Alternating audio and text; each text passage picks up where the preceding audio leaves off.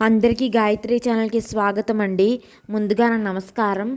అందరూ గాయత్రి ఛానల్ని సబ్స్క్రైబ్ చేయండి. పక్కనున్న బెల్ నోటిఫికేషన్ ఆన్ చేసుకోండి. నేను వీడియో అప్లోడ్ చేసినప్పుడు మీకు తొందరగా నోటిఫికేషన్ వస్తుంది.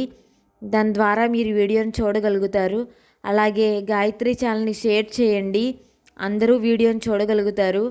అలాగే వీడియోని లైక్ చేయండి. మీకు నచ్చిన చోట వీడియోని లైక్ చేయండి. దాని ద్వారా వీడియో అందరికీ చేరుకుంటుంది. మనకి తెలిసిన హనుమంతుడు కేవలం రామభక్తుడే కాదు, అతడు అనంత శక్తి, అంతులేని జ్ఞానం, పరాక్రమానికి పరమ రూపం. అధర్మం పెరిగినప్పుడు భక్తులను రక్షించాల్సిన సందర్భంలో ఆంజనేయ స్వామి ఒక్క రూపంగా కాకుండా అనేక దివ్య రూపాలలో అవతరించాడని ఆధ్యాత్మిక సంప్రదాయాలు చెబుతున్నాయి. ఈరోజు మనం తెలుసుకోబోయేది హనుమంతుడి 9 మహారూపాలు అంటే ఆంజనేయ స్వామి నవవతారాల గురించి తెలుసుకుందాం వీడియోలో. ప్రసన్న రూపం నుండి పరాక్రమమైన వీర రూపం వరకు, అలాగే పంచముఖ మహారూపం నుండి 32 చేతుల దివ్యావతారం వరకు. ప్రతి అవతారం వెనుక ఒక పురాణగాథ, ఒక దివ్యశక్తి, ఒక ఆధ్యాత్మిక సందేశం ఉంది. మరి ఆలస్యం చేయకుండా మన ప్రియమైన స్వామి ప్రసన్నాంజనేయ స్వామి రూపంతో ఆధ్యాత్మిక ప్రయాణం ప్రారంభిద్దాం. మొదటిది ప్రసన్నాంజనేయ స్వామి. ప్రసన్న రూపం అంటే శాంతి, మంగళం, అనుగ్రహం అని అర్థం. ఈ రూపంలో స్వామి ముఖంలో చిరునవ్వు, కరుణ, దయ ప్రసరిస్తాయి. రామాయణంలో హనుమంతుడు సీతమ్మను కొనుగొని రామునికి మంచి వార్త చెప్పినప్పుడు ఉన్న ఆనంద స్వరూపమే ఈ ప్రసన్నాంజనేయ రూపం అని అనేక గ్రంథాలు చెబుతాయి. ఈ అవతారం ప్రధానంగా కుటుంబ శాంతి కోసం, మనసులోని భయం తొలగించటానికి, పనులు అడ్డంకులు లేకుండా సాగటానికి ఇలా పలువురు పూజిస్తారు. ఈ రూపాన్ని దర్శించుకున్న వారికి చుట్టూ శాంతి వాతావరణం, ఇంట్లో మంగళకార్యం, మంచి వార్తలు వచ్చే అవకాశం పెరుగుతుందని భక్తుల నమ్మకం. 2. వీరాంజనేయ స్వామి. ఇది ఆ హనుమంతుడి యుద్ధ వీరత్వాన్ని చూపే అసలు రూపం. లంకపై యుద్ధంలో రాక్షస సైన్యంపై దాడి చేసినప్పుడు హనుమంతుడి శక్తికి పరాకాష్ఠగా ఉండేది. గదతో, గర్జనతో, అగ్ని కన్నులతో దర్శనమిచ్చే ఈ వీర రూపం శక్తికి సంకేతం. శ్రీరాముడి సేవ కోసం ప్రాణం పెట్టిన ఆ పరాక్రమమే ఈ వీరాంజనేయ రూపం. ఈ రూపాన్ని పూజిస్తే చెడు శక్తుల దూరం, శత్రుభయం తొలగింపు, ధైర్యం పెరగడం, శరీర బలం, మానసిక శక్తి పెరగడం. 3. వింశతి భుజ ఆంజనేయ స్వామి. ఈ రూపంలో స్వామికి ప్రతి చేతిలో ఒక ప్రత్యేక ఆయుధం ఉంటుంది. ఈ అవతారం శాస్త్రాల ప్రకారం భూలోక రక్షణ, శత్రుశక్తులను నాశనం చేసే మహాశక్తి స్వరూపంగా చెప్పబడింది. 10 దిక్కుల రక్షణ, 10 శక్తుల ప్రబల రూపం అనే సంకేతం. ఈ రూపం ప్రత్యేకంగా దీర్ఘకాలిక సమస్యలు, శాప సంబంధ సమస్యలు, దృశ్య అదృశ్య శక్తుల నుండి రక్షణ, ఇలాంటి ప్రయోజనాలు. 4. పంచముఖ ఆంజనేయ స్వామి. పంచముఖ రూపం ప్రపంచవ్యాప్తంగా ఆంజనేయ స్వామి యొక్క అత్యంత ప్రాచుర్యం పొందిన అవతారం. ఈ రూపం శ్రీరాముడు ఆజ్ఞతో పాతాళలోకంలో అహిరావణుడిని సంహరించడానికి స్వీకరించబడింది. ఈ అవతారానికి 5 ముఖాలు. మొదటిది హనుమంత్ ముఖం అంటే శౌర్యం, భక్తికి రూపం. 2. నరసింహముఖం, ఇది రాక్షస సంహారం కోసం. 3. గరుడ ముఖం, నాగపాశ విమోచనం కోసం. 4. వరాహముఖం, ఇది భూమి, కుటుంబ రక్షణ కోసం. 5. హయగ్రీవ ముఖం, ఇది జ్ఞానం, విద్య. ఇది పంచముఖ రూపాలు. ఈ పంచముఖ రూపాన్ని పూజిస్తే శత్రుభయం, గృహదోషాలు, నజర్, దృష్టి వ్యాధులు తొలగుతాయని శాస్త్రాలు చెబుతున్నాయి. ఇది మంత్రశాస్త్రంలో, తంత్రంలో చాలా శక్తివంతమైన రూపంగా చెప్పబడింది. 5. అష్టాదశ భుజ ఆంజనేయ స్వామి.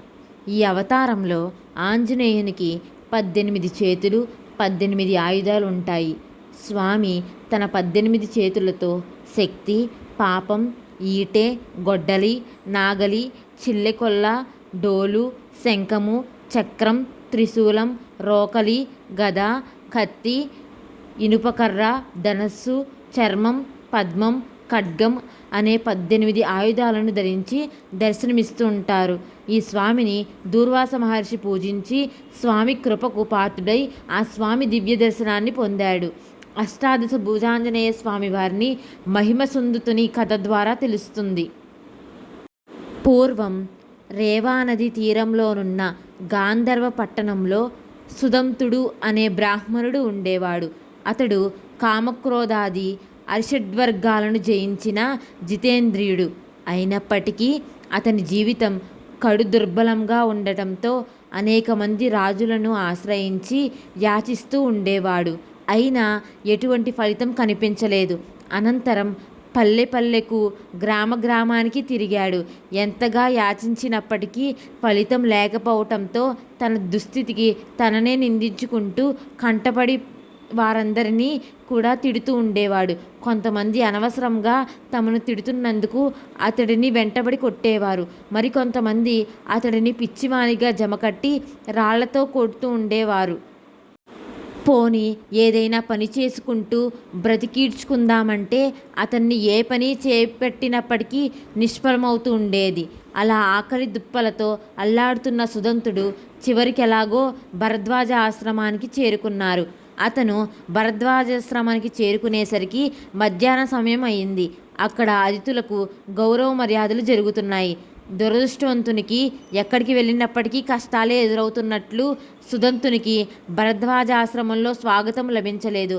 అతన్ని చూడగానే భరద్వాజ మహర్షి వెళ్ళిపోమంటూ కసిరాడు. అప్పుడు సుదంతుడు భరద్వాజ మహర్షితో, మునిశ్రేష్ఠ, ఆకలి బాధను తట్టుకోలేక నేను పిచ్చిపట్టినట్లు తిరుగుతున్నాను. ఎంతమందిని ఎంతగా వేడుకున్నప్పటికీ నా ఆకలి తీరేందుకై ఎవరూ పట్టడన్నం పెట్టడం లేదు. నా దురదృష్టం కాకపోతే ఎన్నో వేల మందికి ఆతిథ్యమిస్తున్న మీరు కూడా నన్ను గెంటేస్తున్నారు. నాకు మాత్రమే ఎందుకు ఇలా జరుగుతోంది? నేను కూడా వేదశాస్త్రాలను చక్కగా అభ్యసించాను. సంసార తాపత్రయ వలయంలో పడి దేశాటన చేస్తూ తిరుగుతున్నానే తప్ప మీ వంటి మునిశ్రేష్ఠులను సేవించి జ్ఞానం పొందలేకపోతున్నాను. నేనేం పాపం చేశానని నాకు ఈ శిక్ష? పోయిన జన్మలో ఏం పాపం చేయడం వల్ల నాకు ఈ గతి పట్టింది అని భరద్వాజ మహర్షిని అడిగారు. భరద్వాజ మహర్షి క్షణకాలం ఆలోచించి జ్ఞానదృష్టితో అతని పూర్వజన్మ వృత్తాంతాన్ని తెలుసుకున్నారు. ఆంజనేయ స్వామి కథ 6. సువర్చల ఆంజనేయ స్వామి. సూర్యభగవానుడి పుత్రిక అయిన సువర్చలాదేవితో కలిసి స్వామి దర్శనమిస్తారు. సూర్యదేవుడు తన పుత్రికకు యోగ్యత కల భర్త ఉండాలని భావించి మహాశక్తి, బ్రహ్మచర్యం, త్యాగం, జ్ఞానం ఉన్న ఆంజనేయుడు కట్నంగా ఇచ్చాడని కొన్ని సంప్రదాయాలు చెబుతాయి. ఈ అవతారం దాంపత్య శాంతి, ఇంటి ఐశ్వర్యం, వివాహయోగం, అన్యోన్యత కోసం పూజిస్తారు. ఇది సువర్చల సహిత దాసాంజనేయ స్వామి కథ. 7. చతుర్భుజ ఆంజనేయ స్వామి. ఈ రూపంలో స్వామి విష్ణులో ఒక రూపంలో కనిపిస్తారు. ఆయన చేతుల్లో శంఖ, చక్ర, గద, ఆశీర్వాద ముద్ర ఉంటాయి. ఇది రామహనుమ భక్తి ఏకత్వాన్ని సూచిస్తుంది. ఈ అవతారం పూజిస్తే జ్ఞానం, నీతి, శాంతి, ధర్మబుద్ధి, భక్తిలో స్థిరత్వం లభిస్తుంది. ఇది చతుర్భుజ దాసాంజనేయ స్వామి వారి రూపం. 8. ద్వాంత్రింశద్భుజ ఆంజనేయ స్వామి. ఇది ఆంజనేయ స్వామి యొక్క అత్యంత శక్తివంతమైన పరబ్రహ్మ శక్తిని సూచించే మహారూపం. 32 చేతుల్లో రక్షణ ఆయుధాలు, శత్రు సంహార ఆయుధాలు, అస్త్రాలు, దీక్షముద్రలు ఉంటాయి. ఇది శాస్త్రాలలో అసురశక్తులను అధికమైనప్పుడు స్వామి ధరించే మహారక్షణాత్మకమైన రూపం అని చెప్పబడింది. ఈ అవతారం పూజ వల్ల దోష నివారణ, ఆత్మరక్షణ, మహా అడ్డంకులు తొలగింపు, దీర్ఘకాల సమస్యలు పరిష్కారం జరుగుతాయని విశ్వాసం. 9. వానరాకార ఆంజనేయ స్వామి. ఇది హనుమంతుడి సహజ రూపం. వానరాకారం రామాయణంలో వర్ణించిన వినయం, సేవ, భక్తి, ధైర్యం, నిస్వార్థం ఈ రూపంలో సంపూర్ణంగా కనిపిస్తాయి. ఈ రూపం భక్తులకు వినయం, ధర్మబుద్ధి, భక్తి, మనశ్శాంతి అందిస్తుంది. ఈ రూపం ప్రతి భక్తుడు అత్యంత ప్రియమైనది. ఎందుకంటే ఇది దేవుడి సహజ నైవేద్య రూపం. ఈరోజు మనం ఆంజనేయ స్వామి యొక్క నవదివ్య అవతారాలను తెలుసుకున్నాం. ప్రతి అవతారం ఒక శక్తి, ఒక రక్షణ, ఒక కరుణ, ఒక భక్తి రూపం.